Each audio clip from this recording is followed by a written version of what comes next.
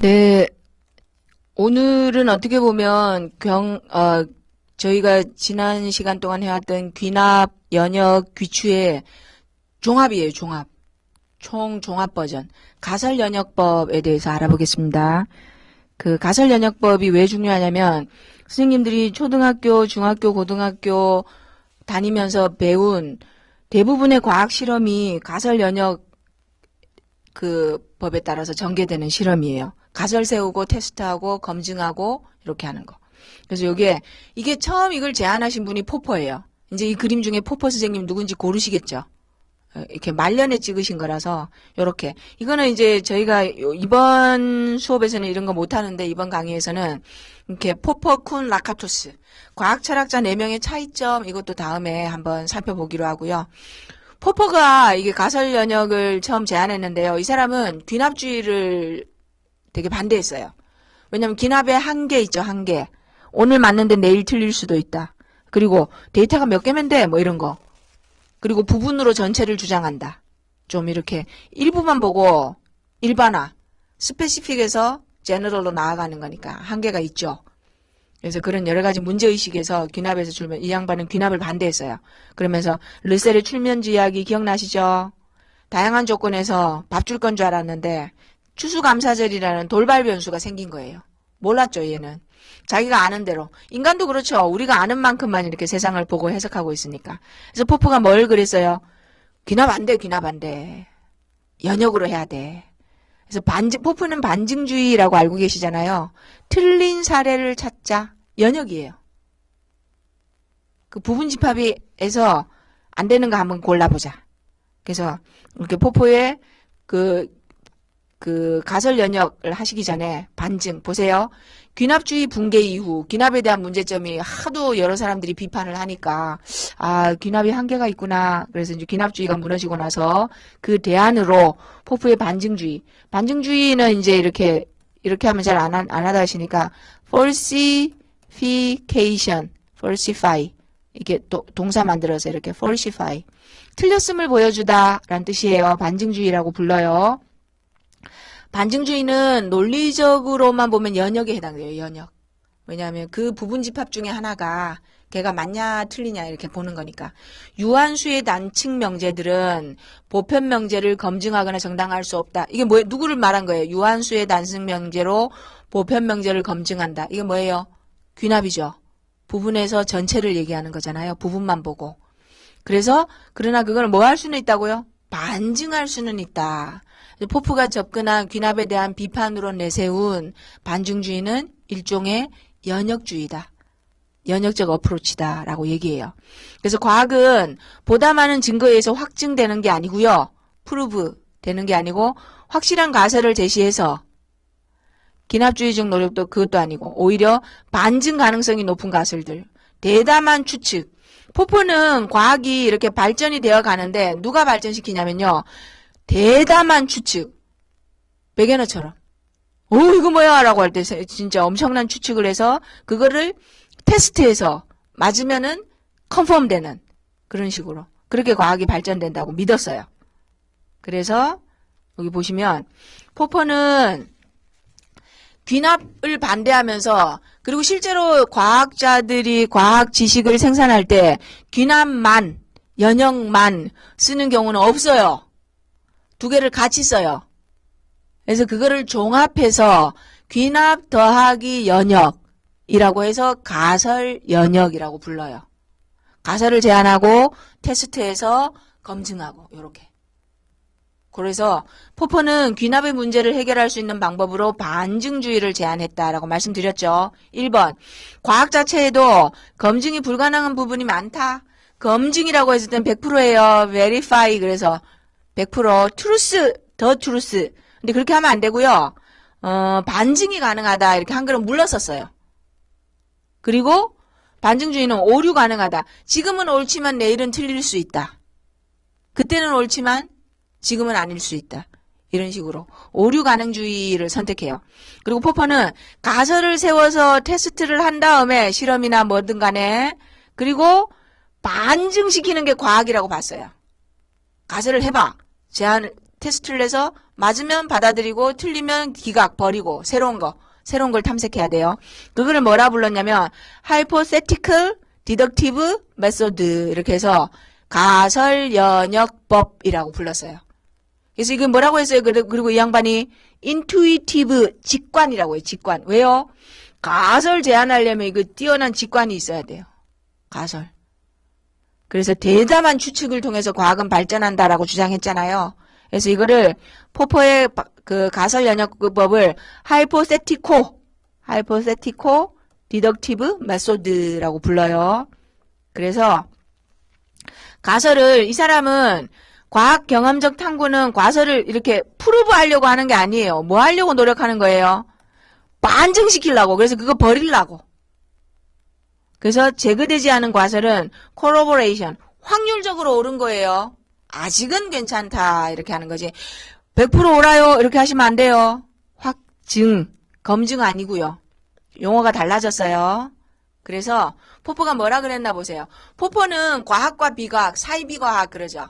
사이언스 앤 비과학이 뭐예요? 넌 사이언스? 아니면 수도 사이언스 그러죠. 수도 사이언스, 사이비과학 이렇게 구분하는 기준이 뭐냐면 반증 가능하다 안 하다로 구분했어요. 내일 비가 올 수도 있고 안 올 수도 있다. 이거 어때요? 반증 불가능해요. 와도 맞고 안 와도 맞는데. 그런 거 말고 내일 비가 온다. 이거는 반증 가능해요. 그래서 그거는 가설이 맞아요. 그래서 보시면 포퍼가 반증 가능성의 원리라고 얘기한 거 진술 혹은 진술 체계는 그것이 경험과 충돌할 수 있는 것일 때 다시 말해서 테스트 가능할 때 그 세계에 대해서 새로운 인포메이션을 준대요. 그리고 시험할 수 있을 때 그리고 테스트 받을 수 있을 때 그것만 과학적인 주장이다 라고 얘기했어요. 과학적으로 경험적으로. 그 다음에 이게 과학과 비과학 좀 전에 말씀드렸죠. 과학이론은 틀렸음을 반증할 수 있어야 과학이론이래요. 할 수 없는 거. 비가 오거나 안 온다. 안 돼, 안 돼. 이런 거는 그리고 심리학 이론. 이래도 맞고 저래도 맞고. 이어령 비어령이라 그러죠. 우울해서 예를 들어서 여러 가지 아들러의 열등감 이론이라는 게 있어요. 그러면 심리학 이론 중에 그건 반증이 불가능해요. 왜냐면 어떤 사람이 열등감이 있어. 그래서 이제 지하철에 아기가 떨어졌는데 자기는 원래 이렇게 찌질이니까 안 건졌어요. 그럼 너 원래 그렇잖아. 이렇게. 근데 건졌어. 어떻게 설명할래요? 자기가 열등감이 있다는 거를 극복하고 싶어서. 둘 다 맞아. 이런 거는 포퍼에 따르면 비과학이에요. 반증이 불가능하니까. 이래도 맞고 저래도 맞고. 여하튼 그렇게 있어요. 이 더 궁금하신 부분은 반증 가능성 이렇게 그걸로 검색하시면 자료 많이 나옵니다. 그 다음에 그럼 가설 연역주의 뭐라 그랬어요 제가? 귀납 더하기 연역이다 라고 말씀드렸죠. 가설 연역법. 그리고 대한민국 과학교과서의 대부분의 실험이 가설 연역 실험이에요. 그래서 요거는 충분히 아시면 좋아요. 이렇게 어떻게 물어도 알도록. 그럼 두 개 비교해 볼게요. 귀납하고 가설 연역의 차이점. 가설 연역은 반증 가능성 원리 포퍼가 제안한 거니까 두 개 종합하자. 가설 귀납하고 연역을 종합하자 이렇게 한 거예요. 가설 연역주의를 제안했어요. 포퍼는 관찰 사례가 발생하지 않음을 관찰하기. 이게 뭔 말이에요? 좀 어려운 말로 바꿔보세요. 반증함으로써 어떤 가설이 참이 아님을 주장할 수 있다. 이렇게 얘기했대요. 그래서 처음에 뭐에서 출발할까요? 가설 연역이니까. 가설을 세워야죠. 그 다음 뭐예요? 가설이 제시되고 나면 연역적으로 여러 가지 가능성들을 도출한다. 이 가설이 맞다면, 이게 옳다면 뭐예요? 이런 일들이 벌어질 것이다. 라고 예언을 해야 돼요. 이 가설이 맞다면. 이 가설이 옳다면 현실 세계에서 발생할 수 있는 일을 프리딕션 하셔야 돼요. 이게 연역이에요. 이 가설에서 나올 수 있는 소전제를 끄집어내는 거죠. 연역. 여기서 연역이 들어가요. 여기서 연역이 들어가요. 그리고 테스트했죠. 테스트한 데이터들로부터 그 이론이 맞다 끄집어내는 건 뭐예요? 테스트를 했더니 참, 거짓. 그게 귀납이에요. 그 단계가. 다시 볼게요.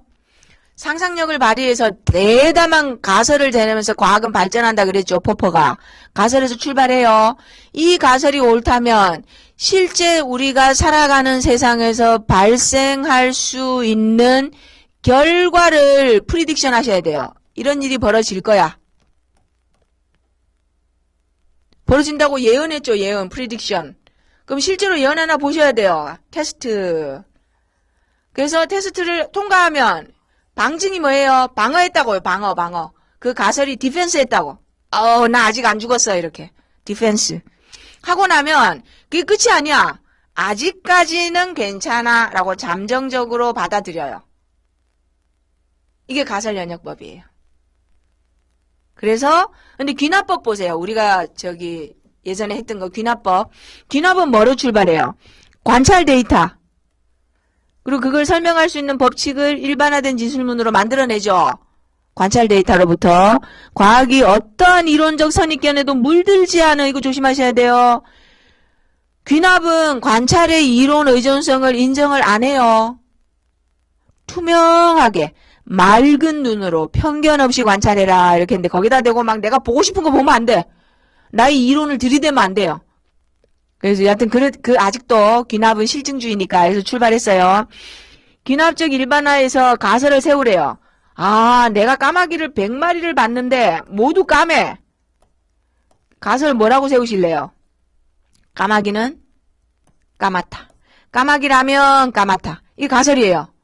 가설은 선생님들 경험 데이터에서부터 귀납적으로 도출될 수도 있고요. 가설은 대전제에서 끄집어낼 수도 있어요. 다시 정리해 볼게요. 가설은 귀납을 통해서 또는 연역을 통해서 도출할 수 있다. 끄집어낼 수 있다. 요렇게 그 가설을 다른 까마귀도 까만지도 더 모아야 돼. 그 가설을 세웠으면 이게 맞나 보려면. 다른 까마귀도 까만지, 미국에 있는 까마귀도 까만지, 유럽에 있는 까마귀도 까만지를 보고 그걸 검증하면 딩동댕 이론으로 정립되는 게 귀납주의였어요. 귀납법. 옛날에 이거 믿었죠. 철떡같이. 그래서 관찰할 때 선입견이나 편견이나 이론적인 거 그런 거 넣지 마세요 라고 했었잖아요. 근데 가설 연역은 달라요. 가설 연역은 귀납 더하기 연역이에요. 두 개 느껴지세요? 차이점? 귀납은 경험 데이터로부터 일반화된 진술을 끌어내는 거고 가설은요. 상상력을 발휘해서 뭐뭐라면 뭐뭐일 거야. 만약에 내 말이 맞다면 이런 현상이 일어날 거야. 그 현상이 일어나면 가설이 디펜스가 된 거죠. 그럼 안 버리는 거예요. 이거 뭐 하니까 떠오르는 거 없으세요? 뭐뭐라면 무슨 일이 일어날 거야. 제일 중요한 게 가설연역법 뒤에 가서 우리 스포일러 제일 중요한 거. 가설연역법의 대표적인 사례가 아인슈타인의 일반 상대성 원리 발견이에요. 아인슈타인이 뭐라 그랬어요? 중력장에 의해서 빛도 휘어요 그랬잖아요. 사람들이 말도 안 돼. 빛이 휜다는 거 어떻게 중력에 의해서 빛도 휜다 그랬잖아요. 그러면 만약에 빛도 휜다면 무슨 일이 벌어질까요? 일식 때 원래 우리는 별이 어디 있다고요? 여기 있다고 보이는데 사실은 빛이 휘어서 여기를 보일 거다라고 예측을 했어요. 근데 실제로 에딩턴이 찾았죠. 빛이 휜 거를 관측을 했다면서요. 그래가지고 진짜 맞네 이렇게 된 거예요. 아인슈타인이 일반 상대성 원리를 입증한 거, 방증한 게 가장 대표적인 가설 연역법이에요. 아인슈타인이 중력에 의해서 빛도 휘어요. 그래서요. 빛이 휜다면 일식이 일어날 때 별이 위치가 우리가 보는 관찰하는 위치가 아니고 실제 위치에 비해서 휘어져 있다는 게 보일 거예요. 그랬어요. 그래서 실제로 일식이 일어났을 때 별이 원래 우리는 맨날 뭐예요? 여기서 봤거든요. 여기서. 아니. 실제로는 여기 있을 거라고 생각했는데 별이 여기에 보였던 거죠. 이런 식으로. 그래서 요게 가설 연역이 왜 이렇게 파워풀하냐면 실제로 자연과학에서 탐구를 하거나 지식을 생산하는 방법이 가설 연역이 많아요. 근데 지금 가설연역 들어가기 전에 포퍼가 가설연역을 제안했다 그랬죠. 그리고 포퍼는 뭐라고 얘기한 사람이에요? 검증은 불가능하다. 그러나 반증은 가능하다. 근데 어때요? 포퍼는 뭐라 그랬냐면요. 100만 마리의 까마귀가 까맣다는 걸 봤더라도 단 한 마리의 까마귀라도 까맣지 않은 까마귀를 발견하면 그 이론은 버려야 된다 그랬어요. 버려! 이렇게. 하나라도. 발레, 엔티 이그젬플. 틀린 예를 찾아내면. 근데 실제 과학사에 한번 틀렸다고 버려요, 안 버려요? 그 이론에 대해서 다른 발레를 찾았어. 그 말이 틀렸다는 걸 반증을 했어요. 그럼 이론을 버릴까요? 안 버릴까요? 안 버려요. 그래서 그랬죠. 나중에 포퍼 다음에 과학은 합리적으로 발전합니다라는 이게 합리주의 입장을 계승한 사람이 라카토스예요. 라카토스가 이 사람도 합리주의고 이 사람도 합리주의예요. 과학은 합리적으로 발전한다라고 주장한 두 사람이거든요. 그리고 라카토스도 반증주의예요. 이 사람도 반증주의고. 근데 이 사람을 뭐라 부르냐면 세련된 반증주의라고 불러요. 세련된 반증주의. 그래서 라카토스는 뭐라 그랬냐면 한 번 반증됐다고 절대로 안 버린다. 그러면서 뭘 제안했어요? 이렇게 과학 이론은 여기 코어가 있고 이걸 보호하는 보호대가 있다. 그래서 만약에 이론이 틀렸다는 게 밝혀지면 어떻게 한다고요? 요걸 바꾼다고, 요거를. 그러니까 천동설이 틀렸다는 게 막 데이터가 막 나오니까 어떻게 했어요? 천동설을 버린 게 아니고 과학자들이 주전원 도입했잖아요. 에피사이클 도입해가지고 돌면서 돈다 뭐 이러면서 갔잖아요. 보호대를 바꾼다 이런 식으로. 반증에 버티는 방법. 그러면서 라카토스가 포퍼 보고 한 유명한 말 있죠. 당신은 과학 철학을 한다면서 어떻게 과학사를 안 들여다봤냐고. 과학사를 보세요. 한 번 틀렸다고 반증됐다고 이론을 버리던가요? 라고 물은 거예요. 안 버리죠. 그래서 보세요. 포퍼의 주장은 반증되면 버린다. 아니에요. 과학사하고 안 맞다. 역사적 사례와 일치하지 않는 거예요. 예를 들면 뭐예요? 뉴턴 역학. 반증됐죠? 아니다 그러고 막 그랬는데 살아남았잖아요. 성공적인 과학 이론의 대부분은 반증되었음에도 불구하고 지속적으로 연구해서 살아남은 거예요. 한번 반증됐다고 확 갖다 버리는 게 아니고 대표적인 사례가 뉴턴 역학, 상대성 이론, 그 다음에 마이켈슨의 초광속 측정 실험 이런 것들이 있어요. 그래서 반증주의를 만약에 포퍼가 말한 것처럼 반증되면 버려 이렇게 되면 어떻게 할까요? 과학이 발전을 못해요. 나오면 죽고 나오면 죽는데. 그리고 실험이 잘못됐을 수도 있는데 그죠? 이론이 제시되자마자 버려야 되므로 성공적인 과학자들도 단 하나의 발레, 엔티 이그젬플 때문에 이론을 버리지는 않는다. 때로는 이론을 지키면서 안 버리고 다양한 보조가설, 이거를 이제 라카토스는 보호대라고 얘기했었죠. 덧붙여서 새로운 예측을 만들어내기도 한다. 그럼에도 불구하고 포퍼가 굉장히 과학 철학에 기여를 많이 했어요. 포퍼의 출발점이 뭐라고요? 난 귀납이 싫어 였잖아요. 귀납에 반대했다. 귀납의 문제를 해결하려고 하면서 비판적 태도를 강조했고요. 그러면서 가설연역법 또는 반증 가능성이라는 새로운 우리가 볼 수 있는 새로운 도구들을 제공해 줬어요. 포퍼는 우리는 과학 철학자라고 알고 있는데 다른 사람들은 사회 철학자라고 얘기해요.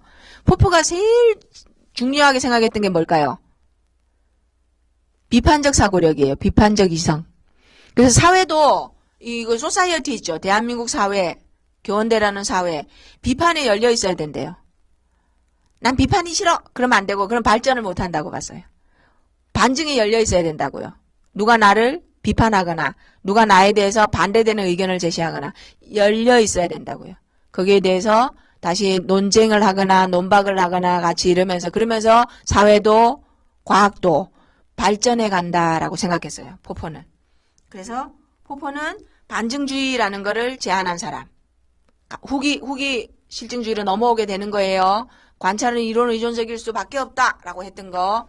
그래서 포퍼는 우리가 지금 하는 거는 포퍼가 귀납과 연역을 종합한 가설연역법이라는 거를 제안했다. 이제 과학 탐구니까요. 논술 추론 방법 중에 하나로. 그래서 과학 방법은 뭐예요? 일종의 연역 추론이다. 왜냐면 귀납 싫어했다고 그랬잖아요.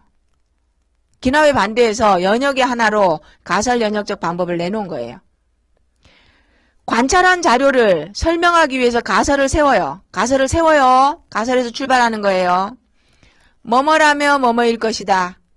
근데 그 가설이 옳다면 어때요? 그 가설이 옳다면 이런 현상이 나타날 것이다.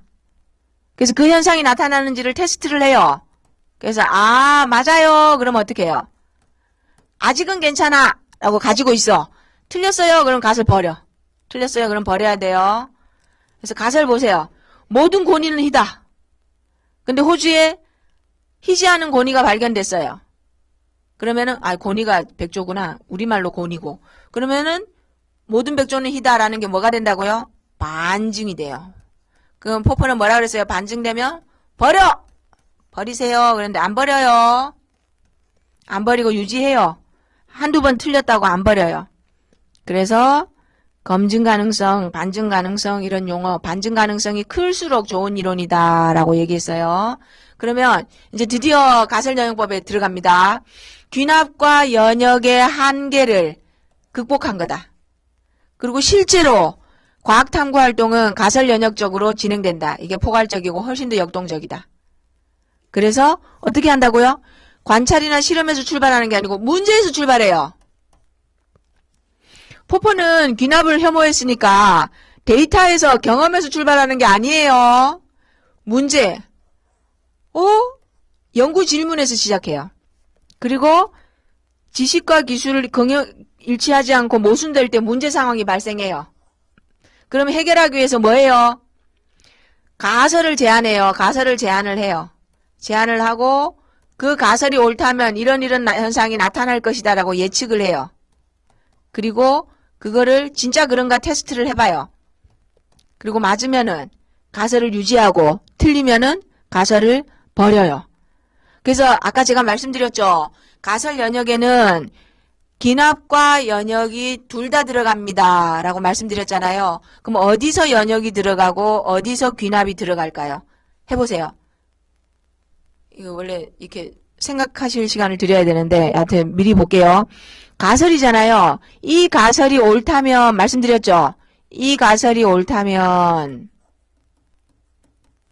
이런 현상이 나타날 것이다 라고 예측하셔야 돼요. 가설에서 이런 현상이 나타날 거예요 라고 예측을 끌어내는 게 연역이에요. 예측을 끌어내는 거. 되게 유치한데요. 이렇게 해볼게요. 제가 모든 사람은 죽는다 라는 가설을 세웠어요. 그렇다면 곽도 죽을 것이다. 이게 예측이에요. 왜냐면 사람이니까. 여기서 이거 끄집어내는 게 그게 연역이에요. 대전제에서 소전제 끌어내는 거. 이게 옳다면 이런 일이 일어날 거다라고. 왜냐하면 다 볼 수 없잖아요. 모든 인간들이 다 죽는 거 못 보니까 우리 동네 사람들이 죽는가 그거부터 보자고요. 이거 대전제에서 부분집합 끌어내는 거. 대전제 소전제 기억나시죠? 그래서 이렇게. 그래서 가설로부터 관찰이나 실험 결과를 예측해내는 과정에서 연역이 들어오고 디덕션. 그 다음에 실험 결과를 테스트하는 과정에서 뭐가 들어와요? 귀납이 들어온다고요. 다시 볼게요. 구체적인 예를 가지고. 탐구 방법의 두 가지. 귀납은요. 데이터에서 출발한다 그랬죠. 경험에서. 근데 연역은요. 문제에서 출발해요. 문제. 그리고 문제를 설명하기 위해서 가설을 세우죠. 그 가설이 옳다면 이러이러한 관찰 결과가 나타날 거라고 연역을 해요. 그래서 나타났는지 테스트하는 과정에서 귀납이 들어가고. 그래서 요거 두 개를 종합해서 가설 연역법이라고 불러요. 하이포세티코 디덕티브 메소드라고 불러요. 그래서 단계 보세요. 단계. 가설을 제안해요. 1단계 연구 문제, 가설 제안. 그 가설이 옳다면 이러이러한 관찰 현상이 나타날 것이다 라고 관찰을 예견을 해요. 이러한 데이터가 나타날 것이다. 그리고 경험적으로 테스트를 해요. 3에서 4단계의 귀납이 들어가는 거예요. 테스트 결과로부터 아하 그렇구나 라고 일반화된 걸로 끄집어내는 거니까. 그래서 포프가 말하는 과학의 발전은 뭘까요? 참일 확률이 높아지는 거예요. 왜냐하면 가설이 오늘 참임이 증명됐다고 해서 영원히 참인 거 아니에요. 잠정적으로 참이에요. 텐터티브. 그래서 참일 확률이 높아진다. 참인 콘텐츠가 많아진다. 이게 과학이 발전하는 거다라고 포퍼는 봤어요. 쿠는 패러다임 변화로 봤고요. 그러면 가설 영역적 방법 실제로 한번 해보죠. 자, 보세요. 가설을 세우세요. 그러면 이 가설이 옳다면 이런 조건에서 이런 견찰이 나타날 거야. Observational Prediction. 만약에 그 가설이 옳다면 이러이러한 초기 조건에서 이러이러한 관찰 결과가 나올 거예요 라고 추측을 해요. 그게 진짜로 나오면 가설이 방증된 거고 디펜스 됐다 그랬죠. 방어됐다 그랬죠. 그게 아니고 틀렸으면 버리는 거죠. 그리고 초기 조건에서 요거 observational 관찰 가능한 예측을 끌어내고요. 그리고 그 가설을 그 테스트하는 건 뭐예요? 기납을 통해서 테스트가 옳은지 그런지 읽어내는 거예요. 그래서 실제로 과학을 이런 식으로 증명한 경우 많죠. 가설 연역. 귀납은요. 관찰해서 데이터로부터 일반화로 가는 거잖아요. 바로. 근데 가설은 이거는 그게 아니에요. 가설 연역은. 그러면 실제로 해볼게요. 이건 아까 보셨던 거고. 자, 요렇게. 수업에서는 이렇게 적용이 돼요. 잠정적인 가설을 만드세요. 그럼 요거. 관찰할 수 있는 걸로 예언하세요. 관찰 예측, 예언. 그리고 실제로 일어나면요. 테스트, 실험도 되고, 테스트 하세요. 그래서, 요게 맞으면요. 아직은 방증, 디펜스 된 거고, 아니면요. 버리는 걸로, 이렇게 돌아가요. 물론 그 가설 아니면 연구 질문이 먼저 나와야 되겠죠. 연구 질문. 이거 뭐지? 이거 왜 이렇게 되는 거야? 라고 의문이 있어야 돼요. 여기서 출발하는 거예요. 그럼 또 보세요. 자, 실제로 적용해 볼게요. 문제 제기. 사과가 왜 땅에 떨어지지? 뉴턴의 만류인력 발견 한번 가볼까요? 사과가 왜 떨어지는 거야? 행성들이 왜 타원을 움직인다면 왜 그렇게 되는 거야? 그리고 유전형질은 부모에게서 자식에게로 어떻게 전달되는 거야? 문제 제기에서 출발해요. 의문. 뭐뭐라면 뭐뭐일 거야. 가설 세우세요. 사과가 떨어지는 거를 우리는 그냥 사과 떨어지면 주워 먹었는데 뉴턴은 보고 그게 모든 만물은 서로 끌어당겨. 만류인력이죠. 모든 만물에는 있을 유자 끌어당기는 힘이 있다. 그래서 만류인력을 제한을 했어. 그럼 그게 맞다면 뭐 행성과 행성도 끌어당기겠네? 너와 나도 끌어당기겠네? 프리딕션을 해요. 프리딕션. 여기 있죠? 가설을 테스트하기 위해서 여기 관찰 가능한 거, 테스트 가능한 거를 끄집어내야 돼요. 여기서 연역이 들어가요. 연역. 그리고 테스트 하셔야 돼요. 테스트에서 이렇게 나오는 거는 여기 귀납이에요. 예. 그러면 한번 이렇게 유치한 비유 들어볼게요. 이거 인터넷에 사례 둥둥 떠다녀요. 박쥐와 가설 연역 이렇게 검색하세요. 자, 궁금해. 박쥐는 눈도 없는데 어떻게 안 부딪히고 잘 날지? 문제 제기. 아하, 박쥐 몸 안에 특수한 장기가 있는 거야. 특수한, 인간한테는 없는 무슨 오르간이 있다는 거죠. 이렇게. 어디 갈까요? 특수한 장기가 있는 거 아닐까? 그러면요. 뭔 장기가 있다고 쳐. 만약 박쥐 몸에 특수한 장기가 있다면 우리 뒷산의 박쥐도 갖고 있어야 되죠. 걔도 박쥐니까. 잡아서 열어봐. 해부를 해봤더니 아하! 박쥐 몸 안에는 초음파를 만드는 특수한 장기가 있군요. 이렇게 테스트해서.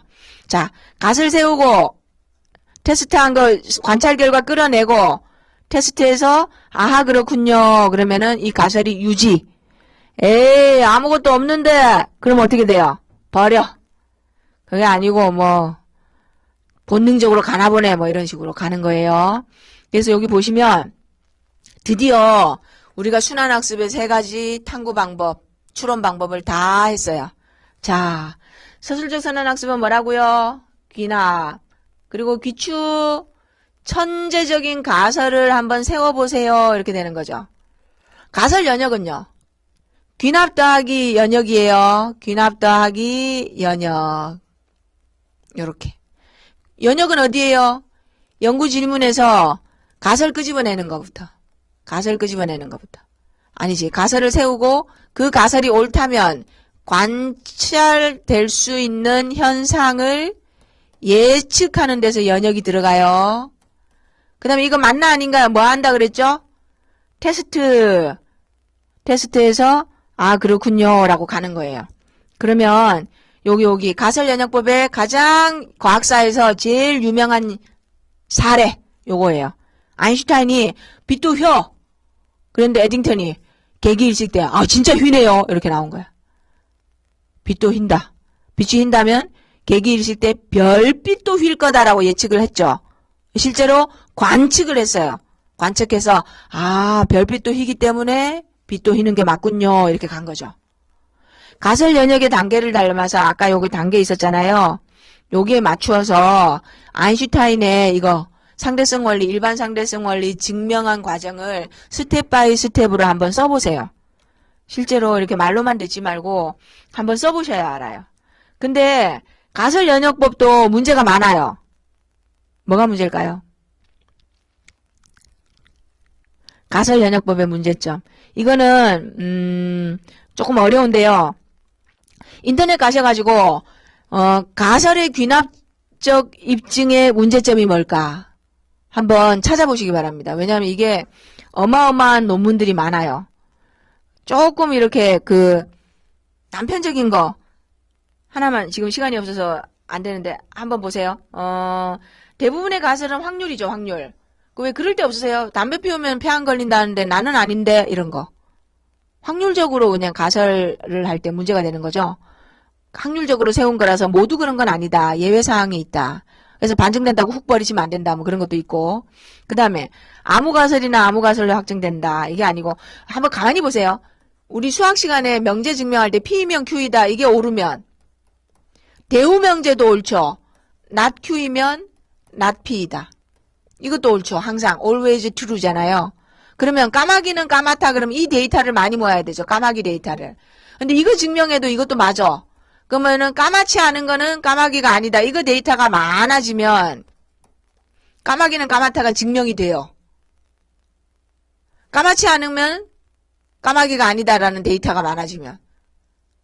그러면요. 빨간 사과를 봤어요. 제가 오늘. 빨간 사과는 안 까맣죠. 그래서 까마귀가 아니죠. 이 데이터를 많이 모으면 이게 검증이 된다니까요. 헷갈리죠. 그래서 이거를 제가 설명드리는 것보다 인터넷 가셔서 유튜브 가셔서 까마귀 역설 레이븐 패러독스라고 쳐보세요. 그럼 나와요. 하얀 까마귀 까만 까마귀 막 그림 그리면서 설명해 놓은 동영상 되게 많아요. 그래서 가설 연역법도 여기 있죠. 명제가 참이면 대우 명제가 참이다. 파란 차 초록사가 모두 다 까마귀는 까맣다라는 걸 뒷받침해 준다. 이렇게 되는 거죠. 그래서 이거 뭐지? 지금 왠지 배가 산으로 가는 것 같은데 그렇게 되죠. 그래서 결론은 귀납 연역 기출, 귀납 더하기 연역, 가설 연역. 자, 문제 발생, 가설 생성, 실험 설계 여기서 관찰 결과 프리딕션 하는데 연역이 개입해요.